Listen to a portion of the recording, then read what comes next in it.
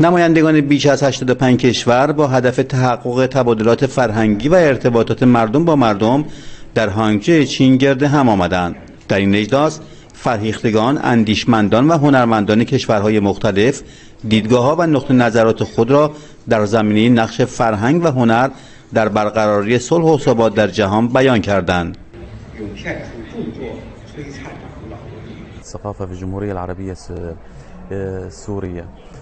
من از کشور سوریه در این مجمع شرکت کردم. تبادل فرهنگ‌ها و تمدن‌ها و احترام به فرهنگ هر کشور می‌تواند در پیشرفت و توسعه تاثیرگذار باشد.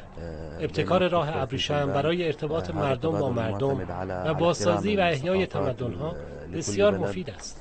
ارتباطات مردم با مردم از موضوعاتی است که در طرح ابتکار کمربند را بسیار مورد تأکید قرار گرفته است.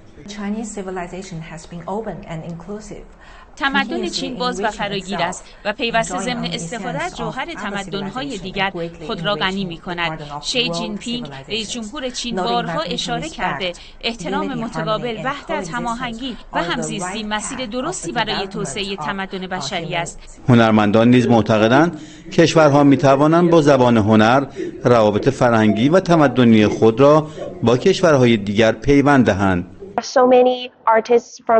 حضور شخصیت‌های صاحب نظر و اندیشمند در این اجلاس می‌تواند چشم‌انداز روشنی برای ارتباط مردم با مردم و مبادلات فرهنگی داشته باشد.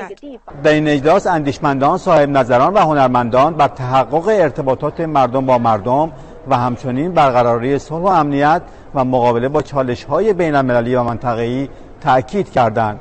محمد رضا خالق‌وردی، خبرگزاری صدا و سیما، دفتر منطقه‌ای شرق آسیا، هانگجو، چین.